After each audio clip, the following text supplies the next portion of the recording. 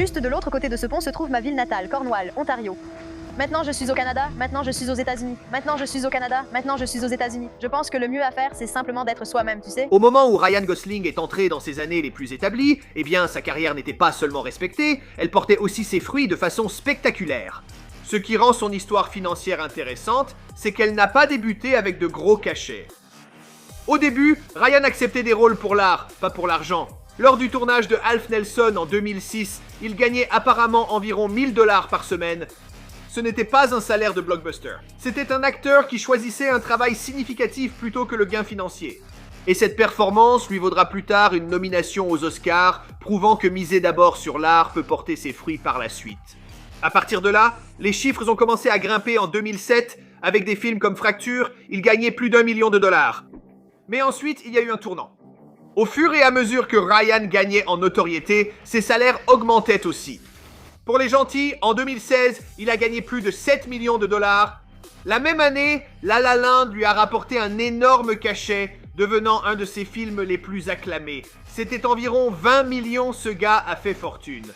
En 2017, il touchait environ 10 millions de $ pour Blade Runner 2049, suivi de 6,5 millions pour First Man en 2018. Mais son plus grand bond financier est survenu ces dernières années avec The Gray Man en 2022. Eh bien, Ryan aurait touché 20 millions de $, ce qui le place clairement parmi les plus grands revenus d'Hollywood.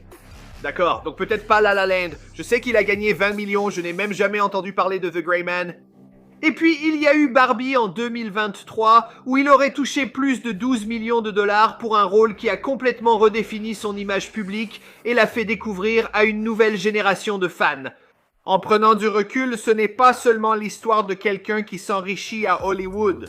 C'est une véritable leçon de patience, de planification, de stratégie et de réussite sur le long terme.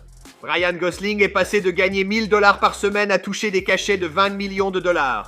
Non pas en courant après l'argent, mais en bâtissant d'abord sa crédibilité et en laissant l'industrie reconnaître sa juste valeur. Et maintenant, avec une série de grands succès derrière lui et une réputation à la fois d'acteur sérieux et de star du box-office, eh bien Ryan Gosling n'est pas seulement couronné de succès. Il est l'un des noms les plus précieux du métier. De Mickey Mouse à star de cinéma, à ce stade, Ryan Gosling a accompli ce que très peu d'acteurs ont réussi à faire. Il est passé d'un enfant timide au Canada, en difficulté à l'école et dansant en arrière-plan du Mickey Mouse Club, à devenir l'une des stars les plus respectées et rentables de tout Hollywood. En chemin, il a gagné la reconnaissance de l'Académie, construit une carrière de rôle emblématique et prouvé à maintes reprises qu'il est bien plus qu'un simple premier rôle. Je fais cette vidéo car je suis très enthousiaste à l'idée de découvrir Project Hail Mary. Grand fan de science-fiction, Interstellar est l'un de mes films préférés. Donc j'ai l'impression que ce film est dans la même veine, mais avec plus de Ryan Gosling, plus de cœur, plus d'honnêteté, et un gars fait de roche.